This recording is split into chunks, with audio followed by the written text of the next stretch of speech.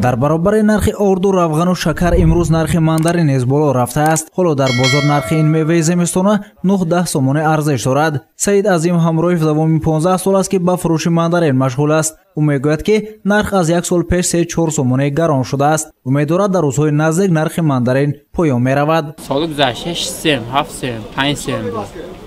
имсол ҳам худохатам хамештигист.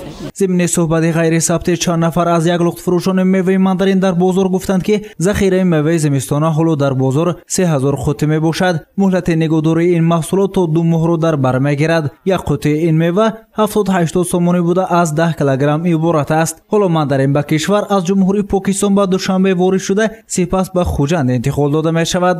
ҳозир дар ҳақиқат савдо ҳозир сали камтар мебошад, фурӯшаш камтар рафта истодаст. дар ин соли навба мешавад, бисёртар мерад. ба фикрам то соли навба ин овардагӣ маҳсулотҳо ба итмом мерасад, тамом мешавад.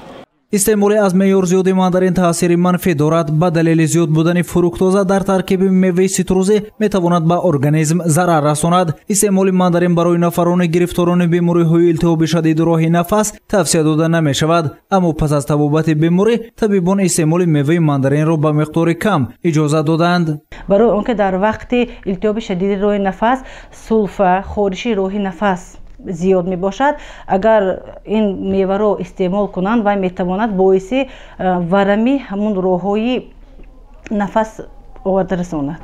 нафароне ки хароб шудан мехоҳанд ё диабети қанд доранд бояд миқдори истеъмоли ин меваро назорат кунанд. ба ин нафарон дар як рӯз истеъмоли на бештар аз 2 мандарин тавсия дода мешавад. мудири шӯъбаи якуми маркази саломатии рақами 4 гуфт ки ба гирифторони беморони меъда низ хӯрдани мандарин метавонад зараровар бошад.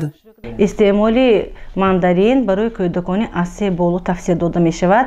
ин ҳам бошад бо меъёри муайян, на зиёд аз 2 дона бояд истеъмол карда шаванд. ҳолатҳое ки дар мо во мехӯранд бисёр кӯдакон баъди истеъмоли мандарин ба аллергия дучор мешаванд ва ин албатта миқдори зиёди мандарин таъсири манфии худро ба организм мерасонад.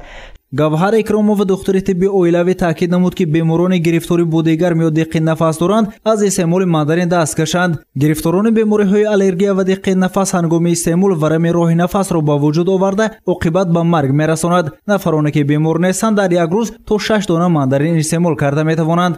ҳамчунин дар таркиби мандарин витамини С мавҷуд буда истеъмоли он барои барқароршавии иммунитети бадан фоидаи калон дорад. гузоршаи Саид Мухтори Саиданавар, Насимҷон Раҳимов барои барномаи иттилоотӣ Хабар.